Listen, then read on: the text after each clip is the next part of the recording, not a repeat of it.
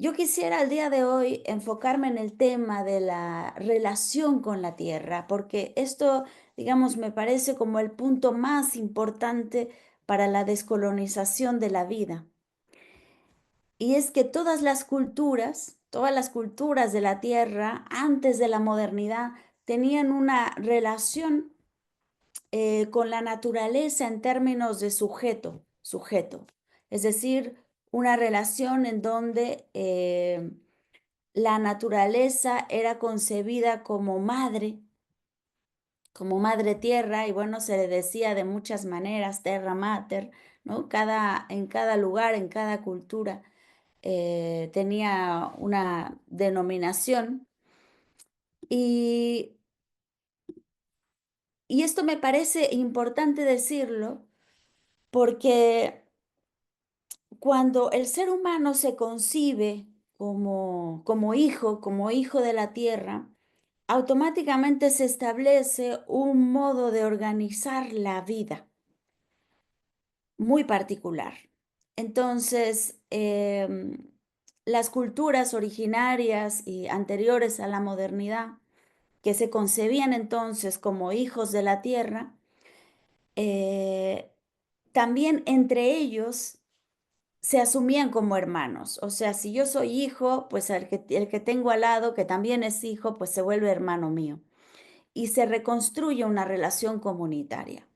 Justamente con la modernidad, cuando la naturaleza pasó a ser ahora ya no madre, sino objeto de la propiedad, objeto de la ciencia, cosa, ¿no?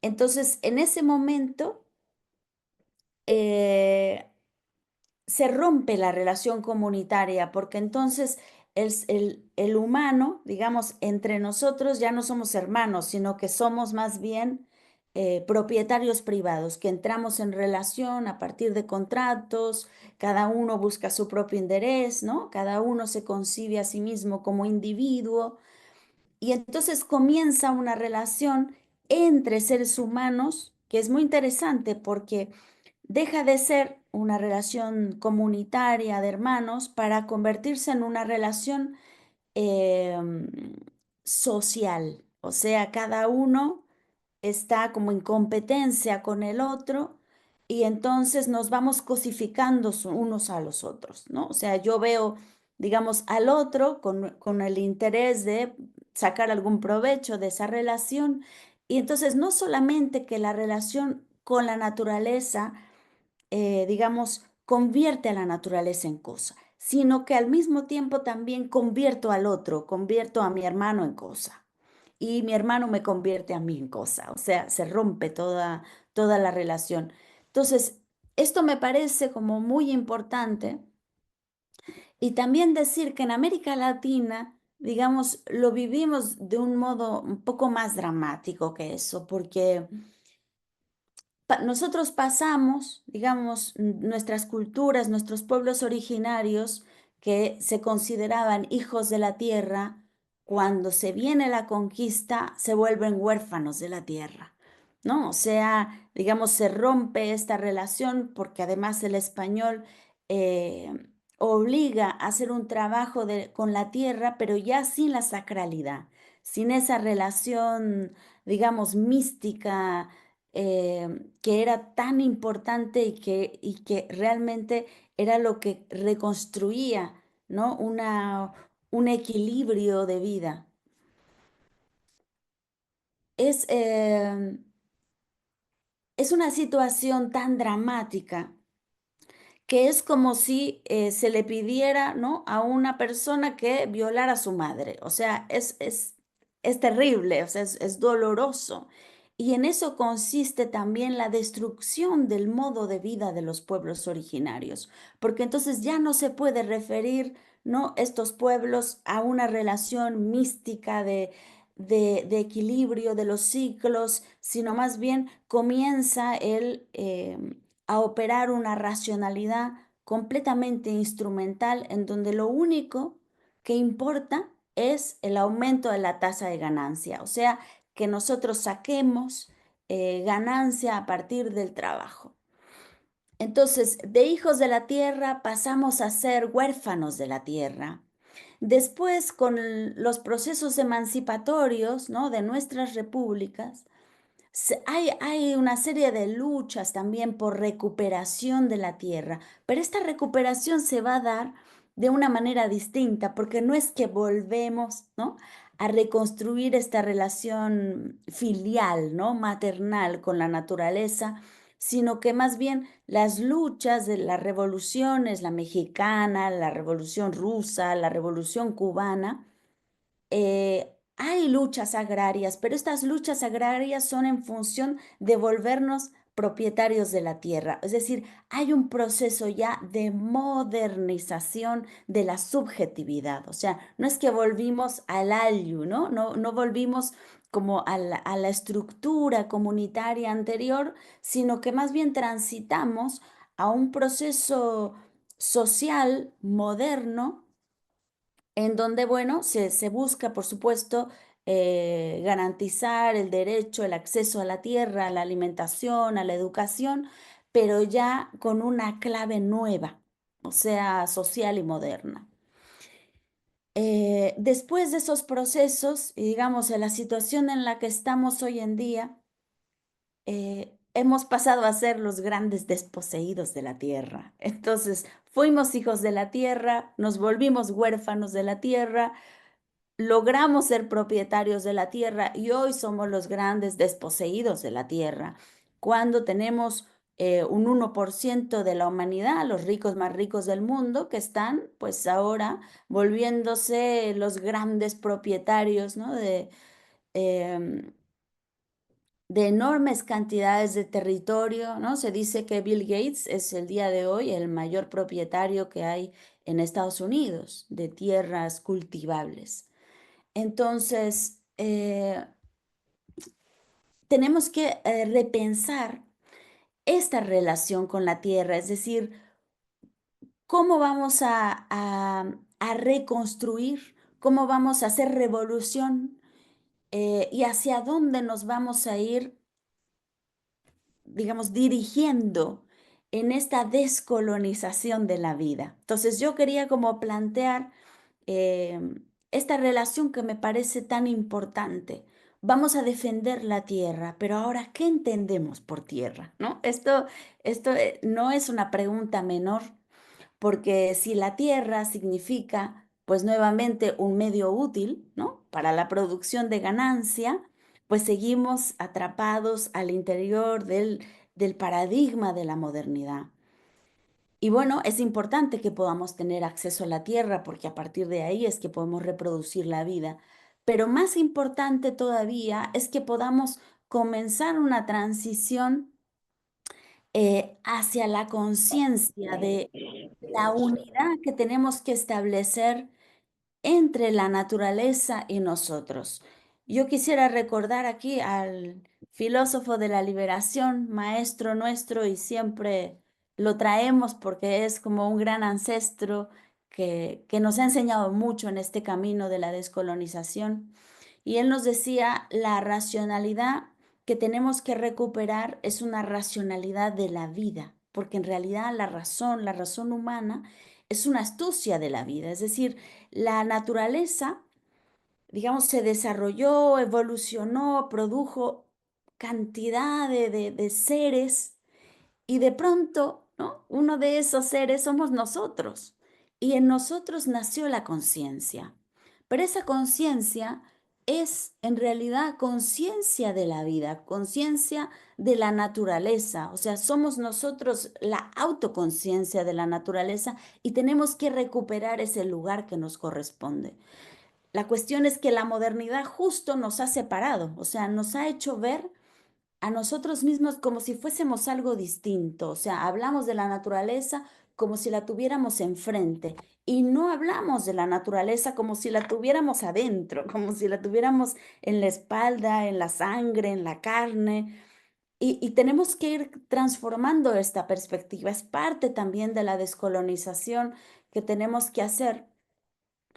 eh, Porque incluso quizá más radical, ¿no?, que volver a la a la enunciación de la naturaleza como madre, es como volvernos a ver a nosotros mismos como Pachamama, ¿no? Como parte de esa realidad. Y asumir entonces el lugar que nos corresponde, como yo siempre digo, como humanos. Humano viene de humus, viene de tierra, o sea, nosotros somos esa, digamos, esa expresión de la naturaleza autoconsciente y por eso mismo autorresponsable. O sea, tenemos la vida en nuestras manos y tenemos que empezar a pensarnos de ese modo, a legislar de ese modo, a construir nuestras instituciones de ese modo. O sea, que la revolución, y esto es algo que hemos dicho en muchos foros en Venezuela, la revolución bolivariana es para nosotros tan radical porque no es que se plantea una revolución de un país, es porque se plantea una revolución humana, que eso es a lo que tenemos que aspirar, ahora sí que en todos los lugares. O sea, porque lo que estamos viendo es que este modo de vida moderno, occidental, capitalista, es insostenible. O sea, no se puede seguir en ese camino. O sea, ya tenemos 500 años y está claro hacia dónde nos conduce. El día de hoy, o sea, nuestro presente es el resultado de todas esas decisiones, es el resultado de esa racionalidad moderna instrumental, es el resultado de una ciencia que le ha dado la espalda a la vida.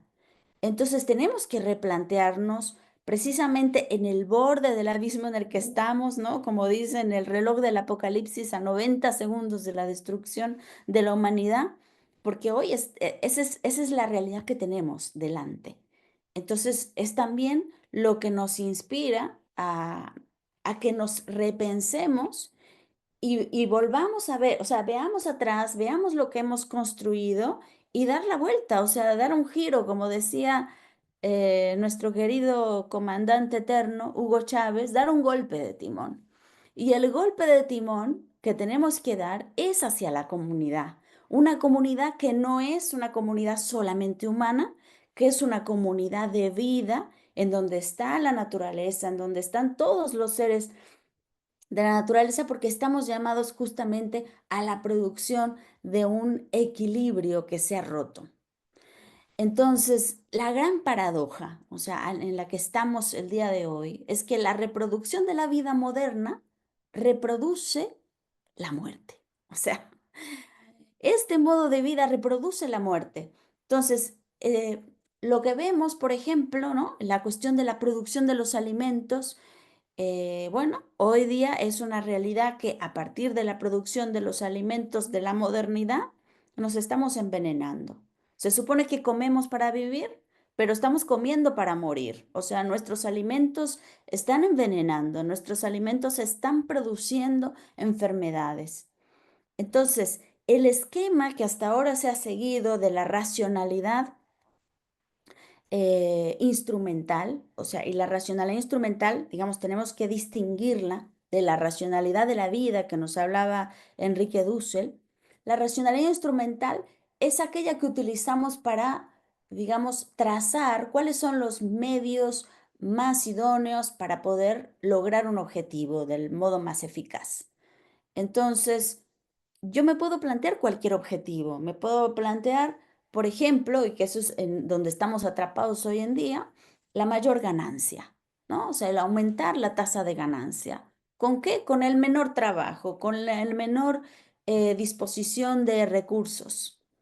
Pero si vemos, o sea, en esa ecuación de mayor ganancia, menor trabajo, mayor ganancia, menor esfuerzo, mayor ganancia, menores cantidades de recursos, en la ecuación no está la vida.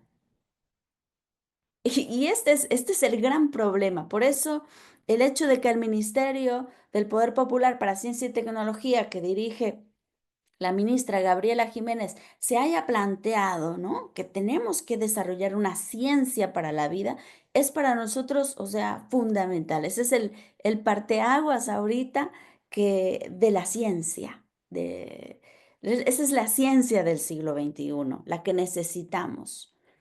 Entonces, necesitamos meter en la ecuación de nuestro cálculo la vida, o sea, la vida como objetivo primordial, y eso nos va a hacer entonces empezar a transformar muchas cosas.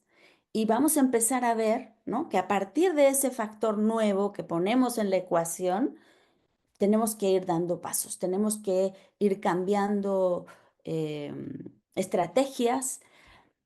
Hoy, por ejemplo, ¿no? Se ha mecanizado completamente el cultivo, no se respetan los tiempos. Y la vida tiene tiempos. Y justamente porque hemos roto con esos tiempos, es que necesitamos como más instrumentos. Necesitamos, por ejemplo, el uso de agroquímicos en lugar eh, de ver de qué manera la misma naturaleza es capaz de restituir los equilibrios, no metiendo cosas extra, no metiendo químicos, sino más bien aprendiendo cómo funciona el equilibrio. O sea, hay insectos y ahí, bueno, yo recuerdo que en algún momento la ministra Gabriela nos hablaba, ¿no? De descubrimientos que estaban haciendo, que a partir eh, de la presencia de algún animal, de algún bichito, o sea, se podían quitar pestes, ¿no? Que llegaban de pronto, plagas, ¿no? Entonces, necesitamos como ir pensando el, digamos, el esquema del cultivo, el esquema de la relación con la tierra desde la restitución del equilibrio. El monocultivo es otro de los grandes agentes que ha pues destruido la comunidad de vida. Justamente nuestros pueblos originarios y precisamente los tojolabales, ¿no? Hay un libro que yo siempre recomiendo que se llama Filosofar en clave tojolabal y bueno, ahí nos habla la importancia de construir el nosotros en todo, o sea, de restituir la comunidad en todo lo que hacemos. Ese es parte del reto de descolonizar la vida. O sea, el golpe de timón que planteó el comandante Hugo Chávez de comunalizar la vida, ese tiene que ser nuestro eje. Y desde ahí tenemos que empezar a criticar todo lo que estamos haciendo. Los monocultivos terminan desgastando y destruyendo la fertilidad de la tierra. Hay algunas plantas que toman nutrientes, otras plantas que dejan nutrientes. Entonces tenemos que ir pensando esa comunidad, cómo, cómo entre todos nos vamos enriqueciendo unos a otros en todo sentido. Entonces, esta cuestión del equilibrio va a ser muy importante porque nos hemos vuelto, o sea, los seres humanos modernos, que hay que decirlo, porque no son los seres humanos así en abstracto, ¿no? Sino que son los seres humanos modernos, occidentales, nos hemos vuelto agentes de desequilibrio. A mí me parece muy interesante, en una ocasión he visto un documental que hablaba sobre dos paradigmas de ciencia. Cuando surge, ¿sabe? Estas investigaciones que se empezaron a hacer sobre los antibióticos, ¿no? Que estaba Pasteur y desarrollando digamos, un agente tóxico selectivo contra un microorganismo, o sea, que puede matar un microorganismo que nos está haciendo daño y entonces a partir de ahí se pueden eliminar bacterias y demás microorganismos que pueden ser dañinos para la salud. Entonces, el paradigma que está detrás del antibiótico, hasta la palabra lo dice, ¿no? Antibiótico, o sea, contra la vida. Mata una vida específica. O sea, ese es el paradigma, matar una vida específica. En ese momento, cuando está surgiendo el antibiótico, hay otro esquema de medicina que estaba desarrollando un científico de apellido Quinton, lo pueden buscar también ahí en internet, a partir del agua de mar. Y él estaba curando un montón de enfermedades porque él descubre que todos los minerales que tiene la sangre humana están en el agua de mar. O sea, el agua de mar es como si fuese sangre, ¿no? Ahí, y ahí están como todos los nutrientes que necesitamos para vivir. Entonces curó muchísimas enfermedades de piel, de todo tipo. Y había como una beta de investigación enorme para trabajar. ¿Y cuál era el esquema? El esquema era restituir el equilibrio de la vida, o sea, fortalecer las células para que las células pudieran luchar contra los microorganismos dañinos. Entonces, fíjense, el antibiótico era matar, ¿no? Una determinada vida específica y de ese modo curar, ¿no? Pero bueno, te cura, pero un poco te mata también. Y por eso es que después de que uno se toma un antibiótico, pues hay que restituir la flora intestinal y todo, porque queda uno bastante débil. Pero la medicina a partir de este otro esquema de la restitución del equilibrio de la vida era más bien fortalecer a las células, o sea, fortalecernos para poder luchar contra los microorganismos, en este caso dañinos. Ahora, ¿cuál esquema creen que ganó la partida? O sea, cuando Quinton muere, pues todas las farmacéuticas se van a apoyar las investigaciones de Pasteur. Entonces gana el esquema del antibiótico y ese otro esquema quedó ahí. O sea, tenemos que continuar ese camino. Tenemos que continuar el camino de la restitución del equilibrio de la vida, porque hasta ahora todas las decisiones que se han ido haciendo en la ciencia, lo que ha pesado es el aumento de la tasa de ganancia. O sea, eso es lo que se ha permeado en la ecuación y lo que ha terminado sacando el centro de la vida. Y así como este ejemplo que les acabo de dar de Quinton y de Pasteur, pues hay millones de ejemplos, o sea, se han creado una cantidad de inventos eh, para contribuir a la reproducción de la vida. Ha habido medios de transporte realmente sustentables, pero sin embargo seguimos en el esquema energético del petróleo. ¿Por qué? Porque es redituable.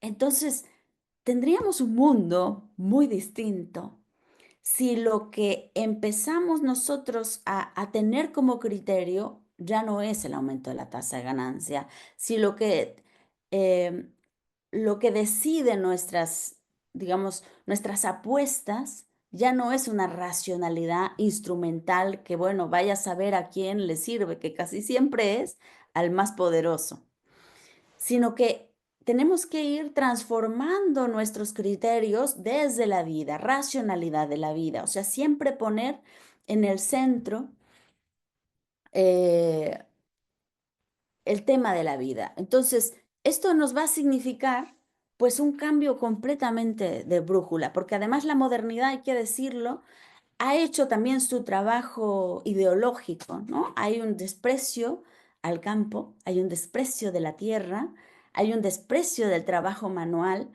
y nos hemos ido como abalanzando hacia una vida bastante abstracta. Y en parte la modernidad nos ha ido robando ese contacto con la vida y ese contacto con la tierra. O sea, cuando uno piensa, por ejemplo, en la gente que trabaja la tierra, uno piensa siempre en gente pobre. O sea, es terrible, uno no piensa en Bill Gates, ¿no? Uno piensa siempre en el campesino empobrecido, pero esa es la imagen que nos ha ayudado a gestar la modernidad. Entonces tenemos que ir como eh, resemantizando y retrabajando. Por ejemplo, la cuestión de la seguridad alimentaria. Eso es como una de las cuestiones que se ha planteado en la Revolución Bolivariana, que se han planteado los gobiernos de izquierda y las distintas transformaciones en América Latina.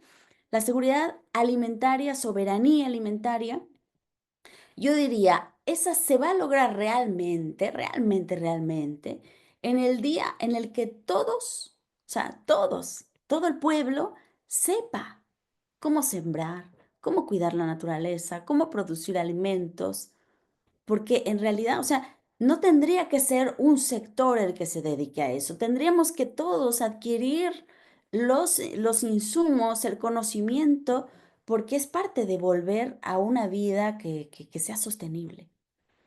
O sea, no quiere decir que todos nos volvamos, ¿no? Dedicados completamente al campo, pero que tengamos esa sabiduría, que podamos ir y también, o sea, tener nuestro huerto y que sepamos lo que significa producir.